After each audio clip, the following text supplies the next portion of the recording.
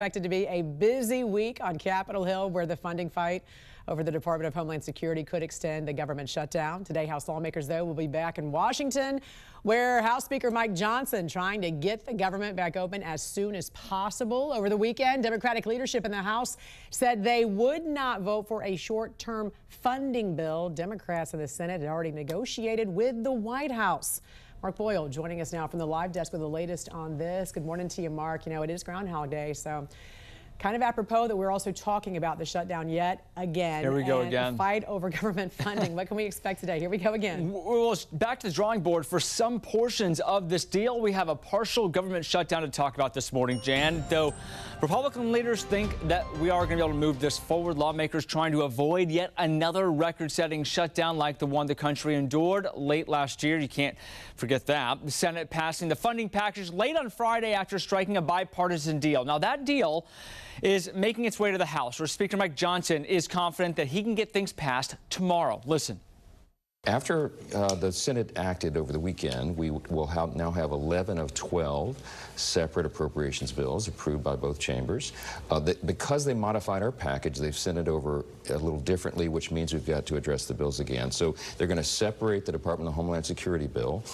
Our intention is by Tuesday to fund all agencies of the federal government except for that one, and then we'll have 2 weeks of good faith negotiations to figure it out. A live look over Capitol Hill for you this morning as the sun comes up. And as you heard the House Speaker talk about funding for the Department of Homeland Security, that will be separate from the spending package. That's part of the deal made with Senate Democrats in exchange for funding the government. Republicans in Congress now have agreed to work with Democrats on reforms for immigration enforcement.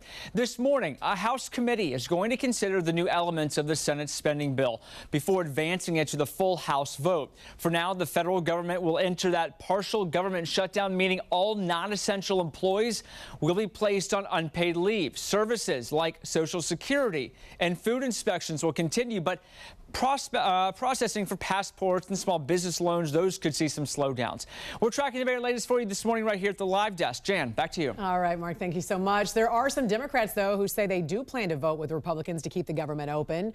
Over the weekend, Pennsylvania Senator John Fetterman said his colleagues voting against the bills wouldn't actually stop ICE enforcement, since the One Big Beautiful bill did include several years' worth of DHS funding. I was the Democrat that led this charge about what a disaster the border was in the Biden administration. And then I arrived at, starting with the Trump administration, I met with, and actually one of the only Dem that actually met with her, that now it's like we could agree in my office. It's like, secure our border and deport every criminal migrant in our country. And we agree with that. So that's, to me, the only thing we should be focusing on now as ICE for me. And I'm always going to support those kind of efforts to do those things.